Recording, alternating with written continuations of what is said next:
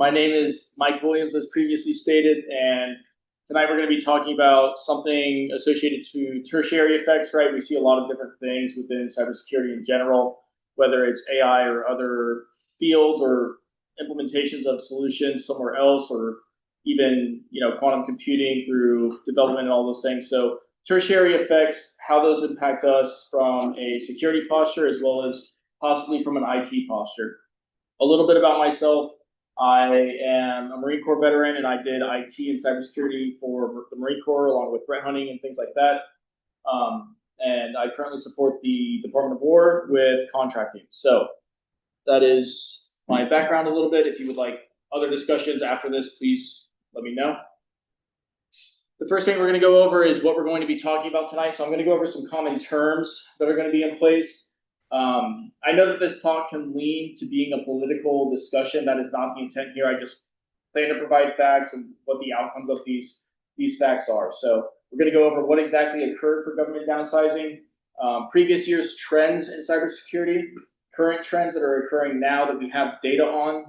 And for current, I mean the year 2025 specifically. There is a little bit of data within the year 2026, but it's still in its infancy, so there's not a lot to back it. We're going to talk about impacts and how to posture for your guys' local areas, and then also if there's any questions. Before we get too far along, does anyone have any questions for me? Okay, I'll stand. So the first thing we're going to talk about here is a threat. Does anyone in their own words want to describe to me what a threat is within your network? And I promise this is not your yearly cybersecurity training, as I asked that question. So we can look, go ahead. A bad thing that hasn't happened yet. Yeah, a bad thing. It's a door that's not open yet, right? Threat actor, an individual that has some motive to carry out an action against your network maliciously or not authorized. APT is an advanced persistent threat. When we're talking about these things, I want you to think of nation state actors such as China, Russia, etc., so on and so forth. They have a lot of money, a lot of time, and a lot of skilled personnel to conduct actions. Survivor bias. Survivor bias, we're going to talk about more later on, but survivor bias specifically is when, hey, this person, didn't die, or this plane didn't go down because it has all these bullet holes here, and so you reinforce the areas where the bullet holes are, when really that's why it survived, is because the other areas are more critical, and it didn't happen to get shot there, right? So a little bit of survivor bias. And then also a 0-day is a type of malware that exists that people don't know about yet. Very simple, right? They're sold on the dark web, all those sort of things, etc. Are there any questions for any of these terms? And the slides will be available post, I'm assuming, correct? So steal any content that you need for yourself. Open source is the way to go. So downsizing. Again, this is not a political discussion, but overall there is a 13.7% reduction in workforce for the government. Does anyone in the room think that that did not impact cybersecurity or IT professionals at all? Hey, Winston. Yeah. Unfortunately, that is not the case. Attacks in 2025 rose 126% in Q1 compared to Q4 for 2024. Over 100% increase. Does anyone have any ideas what that could be attributed to? Or anything that would commonly raise attacks? Increased political tension. Yeah, for sure. During election years, we see a lot. Right? Easier monetization of stolen computer resources. Okay, yeah, easier cloud resources, able to do attacks across the global environment, 100%. So I got a question. Yes. The increase in attacks, how did it measure? Because I work at places where China is hammering on a login node. Is it do they count more hammering, or what are your metrics? So this is successful exploits against businesses specifically. There has been, from what I've seen, and maybe this is putting the cart before the horse, but we're going to have some metrics as not related to the Verizon DBIR or to Trellix or any of these large corporations that do this as a service, right?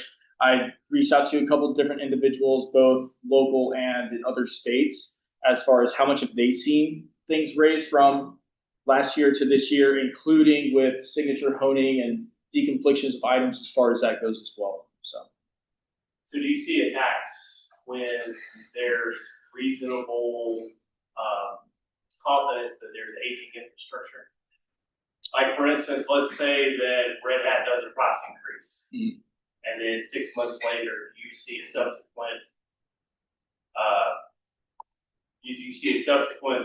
set of attacks because there's the theory that people are slow to move off because of said price increase. That's a good question. I didn't conduct that research specifically. I do think that there would be correlation there, at a minimum, if not causation for that specifically, and that's exactly the kind of tertiary effects that we're talking about. And the two main things to keep in mind when we're talking about this is, one, the government downsizing, and two, this brand new technology that's super cool. I don't know if you guys have ever heard of it, called AI. So there's going to be some posturing around both of those as discussions for this going forward. But to answer your question directly, not that I've seen our research. I would be very surprised if that's not the case, though. So, again, there's some more information on here. Exactly the framing for this slide specifically is to state that the government did receive downsizing impacts specifically to CISA, right? I'm sure you guys have all gotten CISA, and then there was some external support funding through CISA, if anybody was watching the news during that time, all those sort of things. But there was direct impact to IT and security professionals and funding. Are there any other additional questions? Oh. So for 2024 trends, all of you guys work in IT, so I assume that you do cybersecurity yearly training. What is the way that an attacker is going to get into your network? What do they always warn you about? Human. Say again? Human. Human? Okay. Anything else? Fear phishing works. Phishing does work, right? It's easy. It's, the path of arguably least resistance. You just need one link chain. Who here thinks that if there is a threat actor of any way, shape, or form, that they would prefer to at least try phishing first before exploiting? They're always going to try. Yeah. Would it be the same threat actors? Sure. Let's assume yes. You're not going to, you don't burn a singleton asset by phishing. Okay, that's fair. Like, you don't want to burn malware code by phishing, right?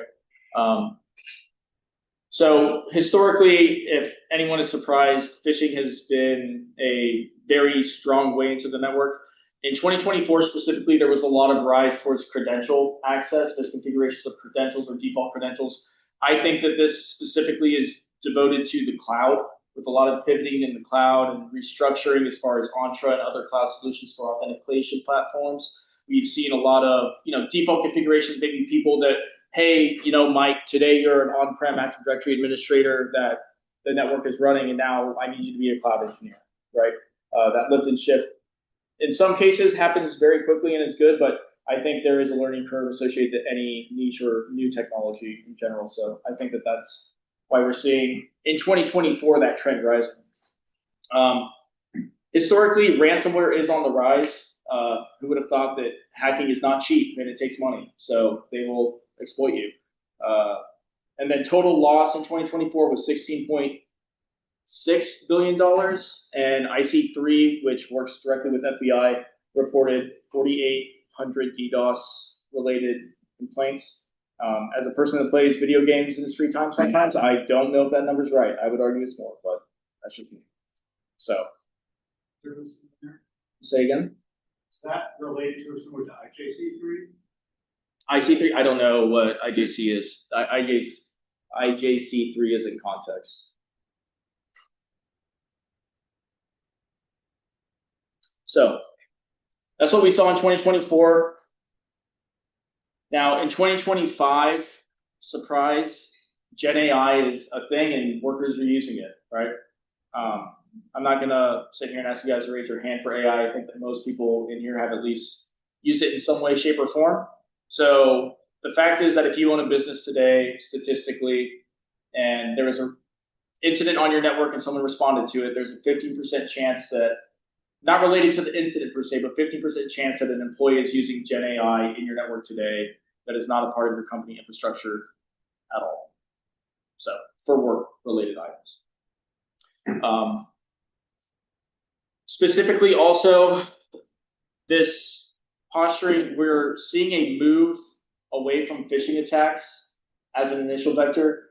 Credential access is going up, and also on the next slide, we will see an infograph where exploitation is actually the highest #1 initial access into a network, which means that your system's being unpatched and all of that important posturing and brilliance in the basics that people preach and go to cabs for and have all those processes and procedures are even more critical moving into 2025 or into 2026 rather. And is that associated exclusively with Gen AI? Is that what you're saying? Is that no? Just in general, exploits specifically are on the rise as far as initial access vectors. And later in the slides, we'll tie into what my theory is and what some of the data states that I believe to be the case for why this is occurring. And I do think that some of it is AI. I think that the fact that we're seeing a lot of businesses really rush to get out this product and don't want to miss the wave, right, is letting other facets of the business, specifically the IT departments and the maintenance departments of those IT and security departments, kind of go to the wayside, right?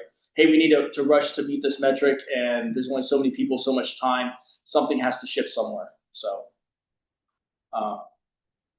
did I answer your question? Yeah, I was just curious. I didn't necessarily know if this pivot from phishing to other social engineering attacks was correlated or associated in some way with I guess exploits of Gen AI, or what people are drawing from that, or what malicious factors are, how they're involved in that. And yeah, I don't know if that was an association. You had the slides next to each other, whatever, so I was curious. Yes, sir. Not specifically. I think that there could be a world where if someone's uploading Gen AI content into a platform and then there's some prompt hacking that could be leveraged to possibly, tell me about information about XYZ. Okay. That could be the case. I don't think that's the main contributor, but I'm sure that it does exist.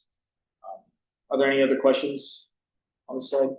Sorry, I know that I just moved forward one slide. Yes. Just wanted to add, I think another point of entry would be just submitting information voluntarily. You have your code, you also have secrets and environment variables, especially with tools like Copilot and scan and code base, not necessarily that it's still in, but there are potential points of entries. Yeah, absolutely. Absolutely. And in 2025 continued, we can see here specifically, I know these lines are hard to read, especially for those in the back, but exploitation is the green line and credential abuse is the orange line, and then phishing is the blue line. So again, we saw a pretty dramatic rise in credential use with everyone pivoting to the cloud. It's on the decline now. I think that individuals are being trained appropriately. I think that vendors are doing a better job of marketing services for support, and we're seeing exploitation go up. So in 2024, it's an election year, right? And this is very, very important context. Election years, a lot of the time, have a higher propensity to be attack vectors, right? There's a lot at stake there, especially in the US, of different individuals being in different positions that could be beneficial to adversaries in general, depending on who you are. So to see a rise in exploitation specifically from 2024 into 2025 is not normal by any means. You would expect a lot more exploitation because people are trying to do things secretly, they're trying to do it quietly, and just the madness of it all. And part of this does contribute directly from the fact that patch times have gone down from CVE being published, patch being published. It went from 20 some odd percent, there's a metric, from 22% from 2023 to 2024, it rose 22%.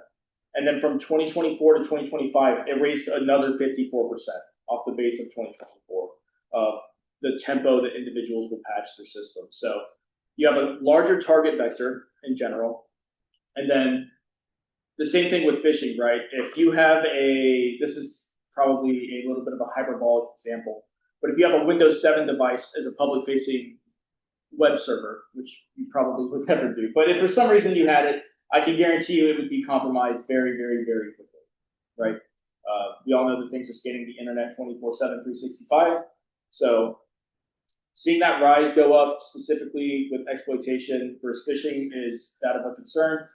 And then also espionage increased 163% from general. So exploiting specifically for espionage and ransomware based on Verizon DBIR. Does anyone have any questions on this slide as far as metrics and data? Okay. Well, the next thing we're going to talk about is when we're talking about exploits, what are some things that you could expect to get exploited, right? If you have a basic architecture with no context, assume it's regular, you have a public, you have a distro, access, etc., DMZ maybe. What would you expect to be hacked, if anything? Judging by the things you have listed there, you're talking, speak to you earlier, point concentrators. So VPN concentrators or just concentrators? I mean, you could say both, but we're going to go with VPN concentrators because of the vendor you drop up there. Okay. If my position on this is that anything touching the internet is more likely to be compromised, period, because you can touch it, right? The exception being that if a bad guy can physically touch your asset, that's a little more precarious. But so what I did is that I took specifically Cisco, Palo Alto, FortiGate, through Shodan.io, and just did a basic query for them. The United States is the top in Cisco for those in the back, with running roughly 536,000 that can be seen. Palo Alto, United States is top with 123 with vulnerabilities associated, and FortiGate is the top for the United States with 81,000 associated.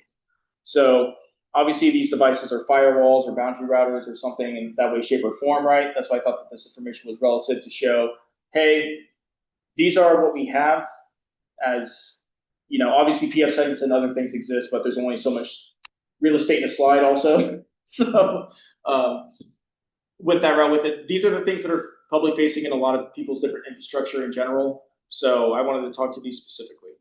Question? Yes. How do you deal with the metrics with, firewalls that are in Azure or AWS? My presumption would be that specifically for cloud-based infrastructure, whatever they're running, especially if you're talking like GovCloud and they have to meet different requirements as far as, next-gen firewall, things like that, they would still be physically using whatever that boundary device medium is because they have to meet ATO requirements and things like that. So the technology base wouldn't change. It would just be the fact that this solution is in US East, and that would count as one, right? That entire cloud infrastructure, and you probably have redundancy, et cetera. Okay. So I'm not sure 100% how Microsoft and everyone else do their infrastructure, but yes. I mean, if you were to ask people, the three major networking providers, Cisco, Palo Alto, FortiGate, most people are going to say that. Like you said, hacking isn't cheap. If I'm targeting, if I can only target three, these are the three I would target. So. Thank you. Anyone else have any questions or comments? Okay. The next thing is CVEs. So again, I know this is very hard to see in the back. So for vulnerability types by Cisco, in 2025, there were for 2024, there was over 100.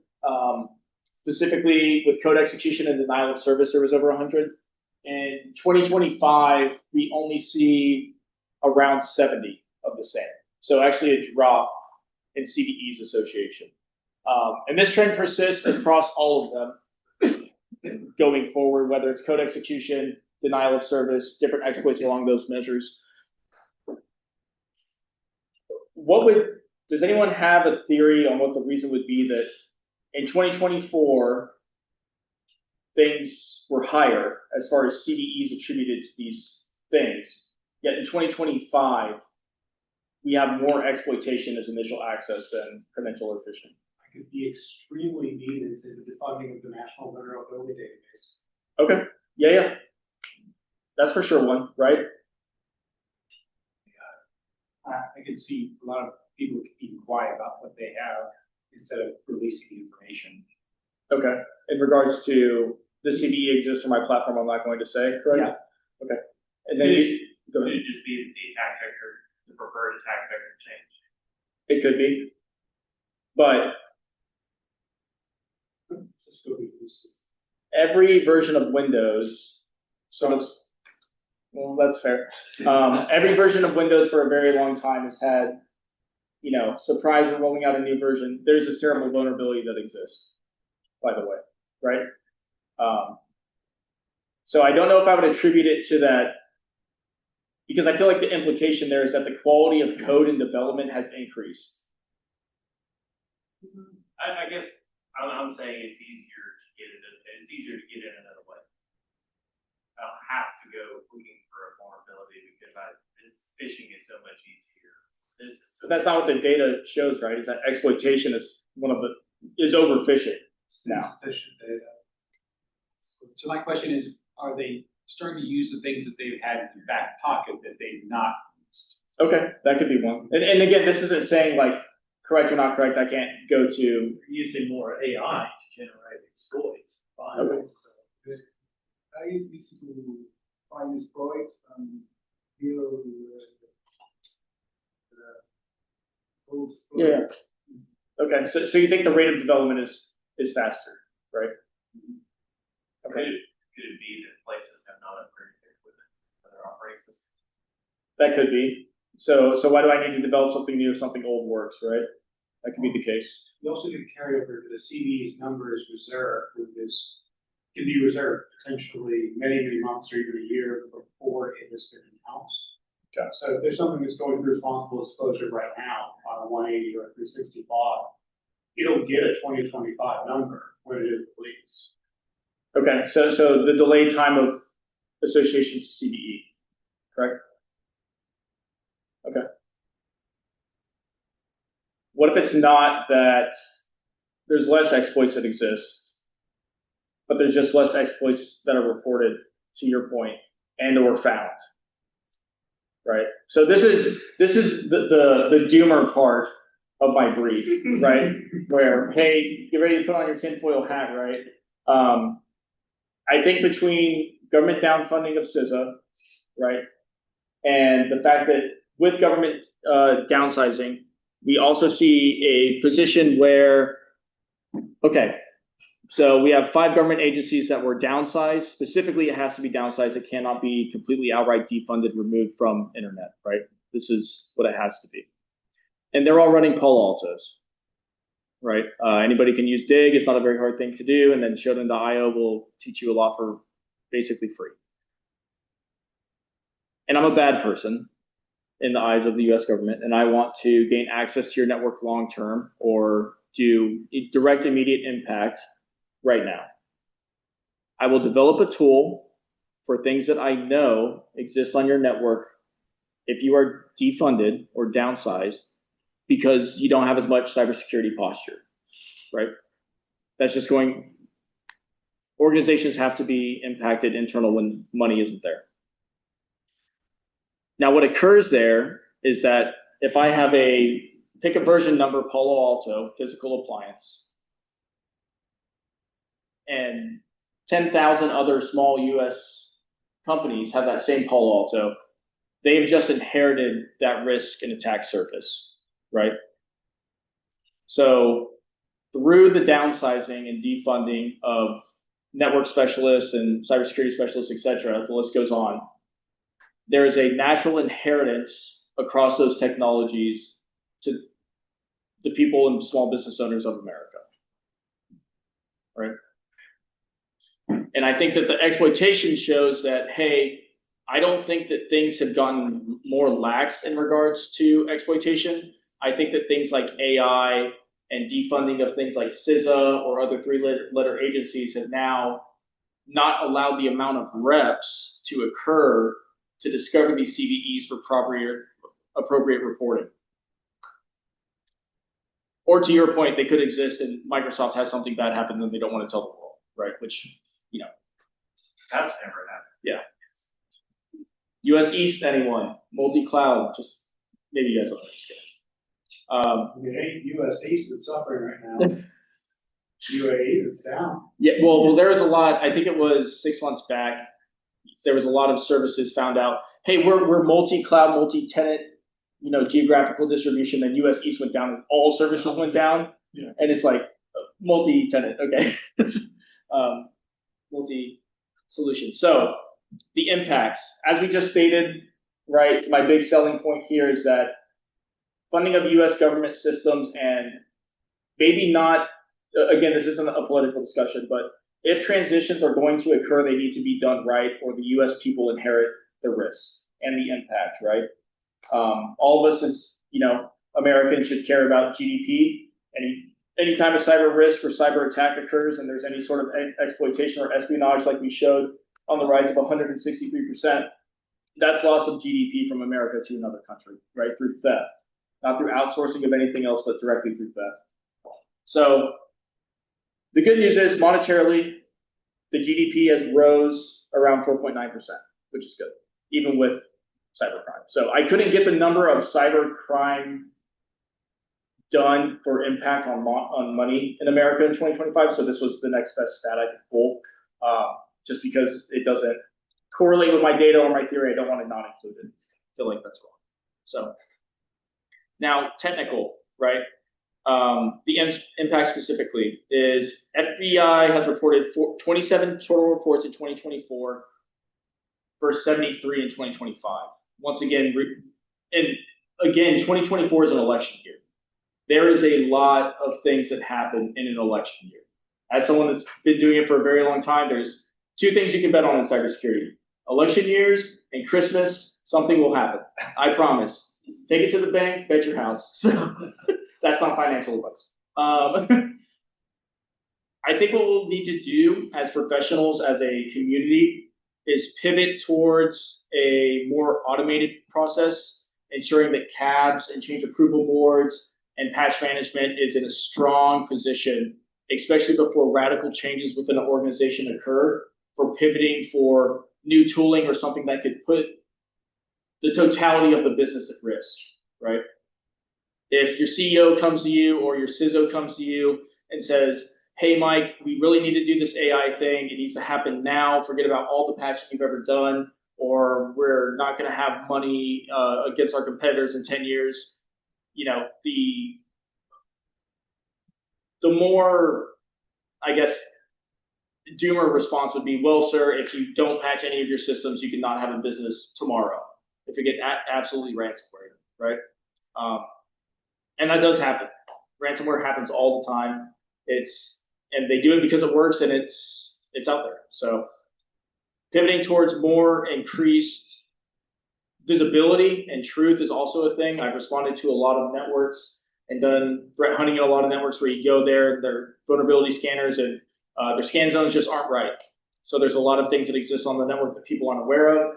Maybe it was shadow IT, maybe it was other things where someone tried to do something outside the change approval board and it's not accounted for, right?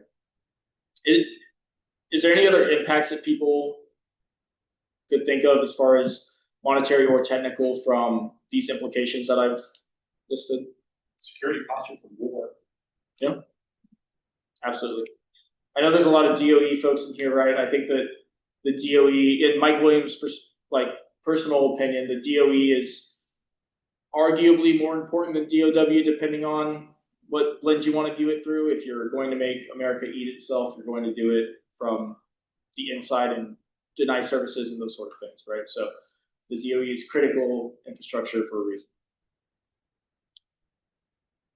So the way forward, as I'm sure everyone, and by the way, I have to go to this training too, and I've been working in cybersecurity for over 10 years, so I understand the pain. The way forward is training, right? Just because phishing's on the down doesn't mean that it's not going to be leveraged. The path of least resistance is always attractive in some way, shape, or form. I think that, especially with cloud and AI and everything else currently available, I think that a lot of visibility needs to be done in relation to shadow IT specifically, right? I'm not only a cybersecurity professional, I did a lot of years of IT for the Marine Corps as well. So I understand that, hey, this thing is down, it needs to get up right now. maybe not the equivalent of losing money, but other risk factors associated. We need to fix this as soon as possible. And then no one ever gets to updating the network logs after it's fixed. The next thing you know, it's 5 years down the road and no one has documentation. AI implementation and roadmaps. I think there needs to be, if this is a discussion that's being had within an organization, it needs to be very clear that if nothing is a top priority, if you don't give me a top priority, then nothing can be the top priority. If you tell me absolutely everything is number one, top priority, nothing will be, because I'm just juggling and I can't do appropriate time management as a team across to fix that. So what is the solution? What are we hoping to get from a business value standpoint? And then what is the desired outcome? And what's at risk for investing in that? I think is critically important during this time to make sure that we're doing. Posturing, AI will exist. I think that if you are a company that has AI or is planning to use AI in some way, shape, or form, investing in a appropriated solution for your people to use, for your employees to use, will reduce the overall risk and possible impact you will see down the road. I think it is a real discussion that has to be had in the room. Hey, this is what's happening. You can either pay for it now or you might end up paying for it later, right, with data from employees given. Check something too. Yes. Know what your software products are changing in terms of AI. GitLab has been very aggressive about introducing AI features and not making it clear that, oh, we're taking your data and putting it out somewhere else. Mm-hmm. That's a very good point. With updates being slower in general, I think that if not currently implemented, there could be a very strong argument and discussion for NAP solutions, right?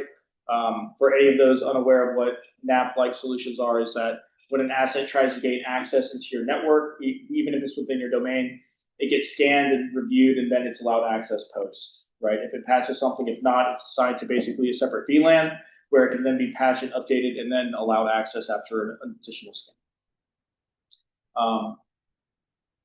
I don't think that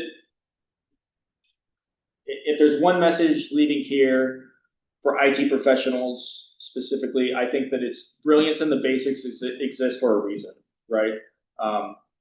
IT, since its infancy, has seen things come and go as far as buzzwords and everything else. I think that AI is one of them. I think the government downsizings will happen and they will continue to happen through iteration. That's just history. And I think that appropriate brilliance in the basics, documentation, processes, support personnel, all of those things really being lined out will alleviate a lot of pain points later. One of the very early things I learned in my career is that you can make the coolest thing on the face of the planet. If no one is willing to pick up the torch or the process after, it will die. So you have to structure your business model around these ideas to support long-term, or it will all be forgotten. And don't be an easy target. Security is like an ogre. It has many layers, right? So, that's Shrek, by the way. Oh, Shrek's like an onion. Sorry. Go ahead. I got something to add too. One of the things that people don't really talk about in the technical space enough is you have to also train to have the soft skills to speak with the bean counters when they're making these decisions, just so that you can sell them the story well enough so that they can understand how big of a risk it is. Because a lot of times, you might have the data, you might have the metrics. If you can't tell the story to someone who, takes in information via gold sticky stars and APIs, it doesn't matter. Yeah, absolutely. I have a saying, and no offense by the saying in any way, shape, or form, but Stephen Hawking was one of the very brightest minds that ever exist, right? Without his medium and his chair to explain and elaborate on these ideas, there would have been a lot of loss there, right? So going back to the ability to, speak your ideas in a ingestible manner to the level of the individuals that you're speaking to is critically important. There's another one, is don't punish the whistleblower. A lot of times it's, oh my gosh, I screwed up. I clicked on the link I can't tell anyone or I'll get in trouble.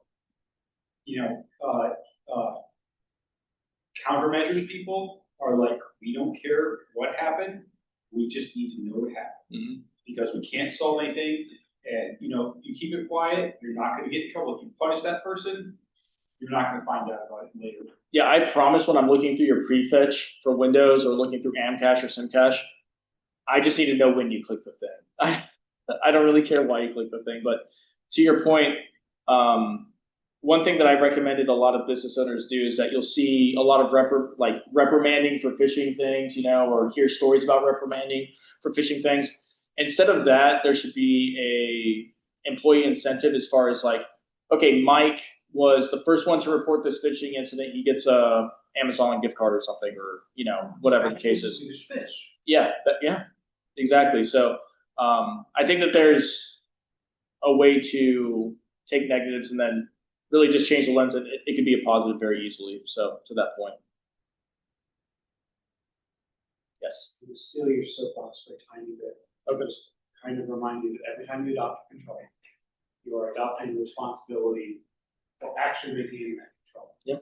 Because of the environments, both those that I've worked in and that I am not, everyone says that end users don't get or admin, but almost anyone in the technical role has it because no one is willing to adopt the effort necessary to track all of the applications that are needed for the business to operate.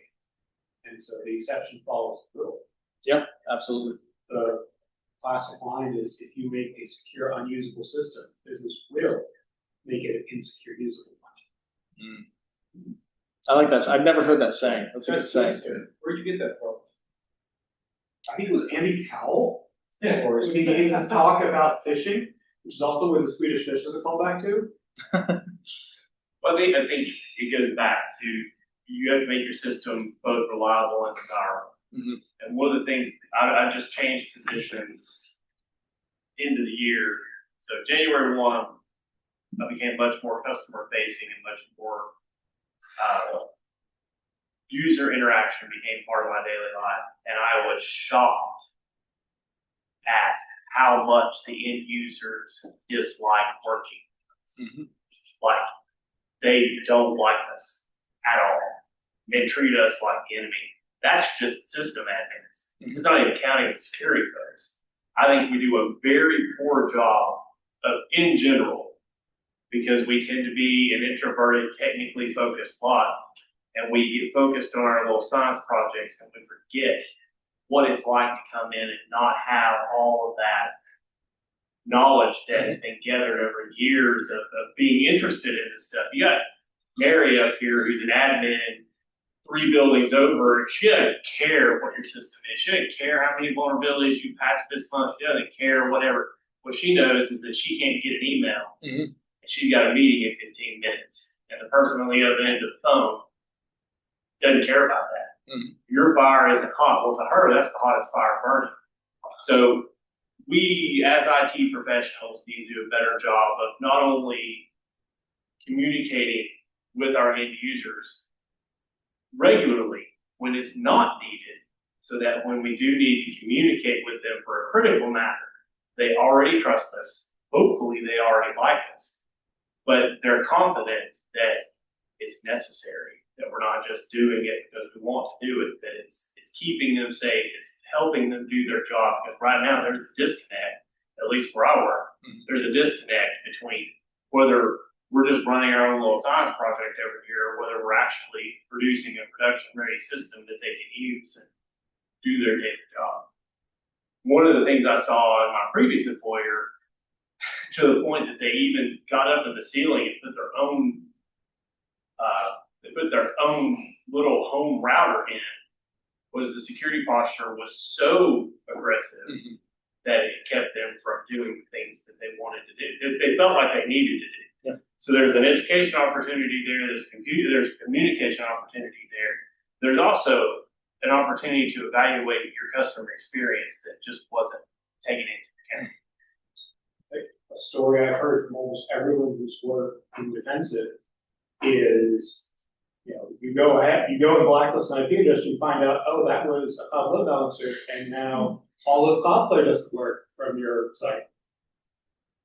That's And that happened this year. Yeah, I'm not surprised in the slightest that that is a thing that occurs. It's easy to forget that IT is the platform that people work on. It's like so easy to forget that. Well, it's easy to be lazy about it too. Yeah. People build OT on top of the IT we provide them. Yeah, and to all those points, I see a lot of the time where IT professionals, and I fall into this trap as well, where IT professionals or security professionals think the business revolves around them rather than the other way, right? It's very easy to be, these things need to optimize, or this service needs to be a thing, or X, Y, Z. But keeping in mind that if you're not enabling a business objective or cash flow in some way, shape, or form, you're an enemy. Yeah, correct. You're a roadblock. You're a hurdle. A detriment. Absolutely. Yep. So you gotta be really careful to frame it, because TQM is still one of the stronger philosophies in, TQM and value stream analytics are extremely prevalent still in the halls of power. And some of it turns into how do you frame, what is the cost of the platforms that we build things on, and how does that get attributed to the income from those secondary systems? Mm-hmm. Because if you're not careful, someone will wind up framing everything as a cost center, and then you'll never be able to do anything. And that also happened in Hollis. They were proud of the fact that they only spent 1.5% of the total gross income on IT. On general IT, like proud. I was embarrassed. I was in a meeting with HPE. I was embarrassed that comment came out of the guys. I'm not going to say who it was, but I have a little It was me. But I will say, as someone who has recently done something outside of their comfort zone, a little bit of self-realization. We live in our own little world. Most of us have been technical for a long time, grew up around computers. We live in computers daily. We understand them at a level most of our end users don't. Go pick up something completely alien from what you know as a hobby and attempt to learn it. Know what it is like to come from a spot where you're not intimately familiar with the subject matter at hand. It is enlightening, and if you're humble enough, it will teach you a whole lot about how you interact with customers.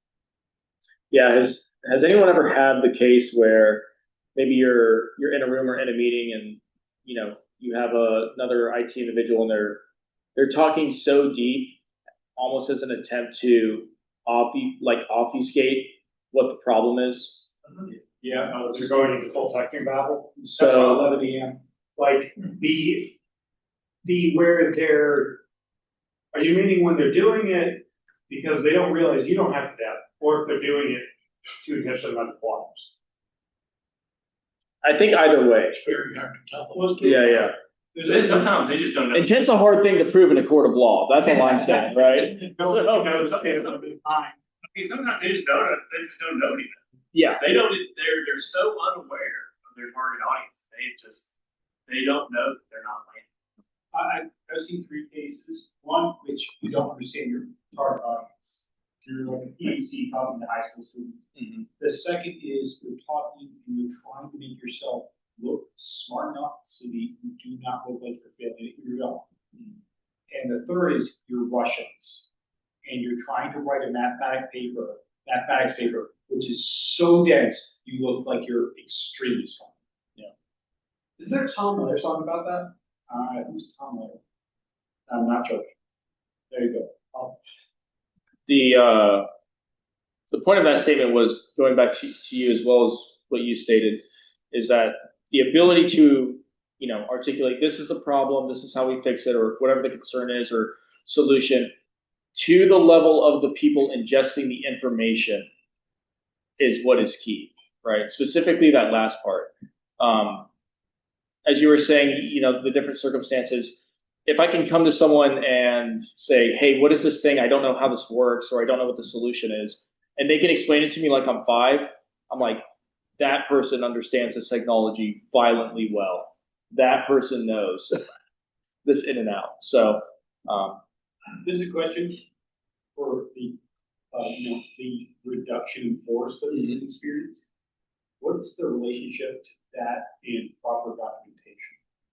So when I was speaking to processes, procedures, all those sort of things, there should be, in contract terms, a minimum FTE requirement to fill XYZ, right?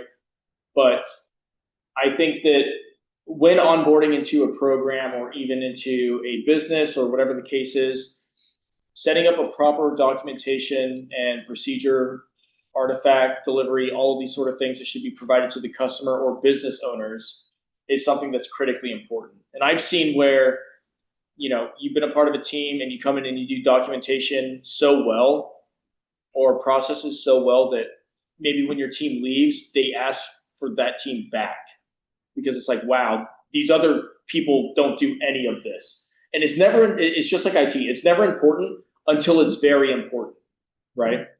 Like ATOs, for example, right? Oh, it's running, we have X amount of years, and the next thing you know, you blink and, oh, we're up for renewal if you're not in, CATO. And now you need all this documentation for all the changes that you've done to your platform or whatever infrastructure changes have happened, and then you're scrambling, right? So I think that it is very important to have a laid out process procedure that is adopted and approved by whoever is the reporting responsible party and then be implemented.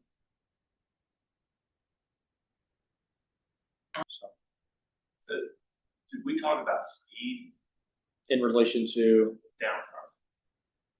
we didn't. I probably should have added that because it was fairly fast. Well, I'm talking about not only speed in the downsizing, I'm talking about the speed without the FTEs in place. We run the risk of falling even further. But government already moves slow, right? The theory is it's glacial until it's magmatic. What is the real risk of falling so far behind that we can't catch up? Both in AI and just in vulnerability, identification, mitigation. Yeah. Vulnerability identification and mitigation, I don't think is as big of a rock, so to speak. Signal noise is so bad. But AI, the implication is, and I'm sure that there's many of you in the room that maybe work with AI and are much more educated in relation to it than I, but the implication of AI is at which its confines exist, right? So the further its development can go, the more impactful the result will be. That's N equals statement, But right? And plus statements. So I guess from an adoption standpoint, both an adoption and a protection standpoint, like what can we afford to let the adversaries get there first, both from a red team perspective, without being able to get there in a manner for our blue team that allows us to protect ourselves. Like I see a very imminent threat in allowing them to get to that penetration first with AI. Yeah, that's why if the finish line is an inch away, right, from where we are now, and they pass us, it's not bad. If the finish line is miles away, and they pass us and continue to pass us and develop more and more of a gap, it's so much more impactful. So, and again, someone that's not in that space as I would argue, well-learned individual, like understanding the basics of models and, data output and things like that, that's fine. But knowing where the true bounds of AI exist, and especially where it exists in relation to any possible constraints put upon it by law of US as well as other countries, I don't think is, maybe there's someone out there with the amount of foresight to that, but I don't know that it's possible. So you have two options. Option one is take the more conservative route and say, hey, we don't know what the limits and bounds of this are. We need to slow development, XYZ, right? And then the more arguably like national security defensible position is, pushed as fast as humanly possible, like a space race, so to speak. So I don't have the. Well, I'm just in identifying things that it's affected. It had to affect its speed as well. Yes. Because fewer people working on projects. There was a article in Archive a while back where someone was talking about rate of exploit development, not necessarily Yeah. finding, but building tooling for an Correct. exploit, and what,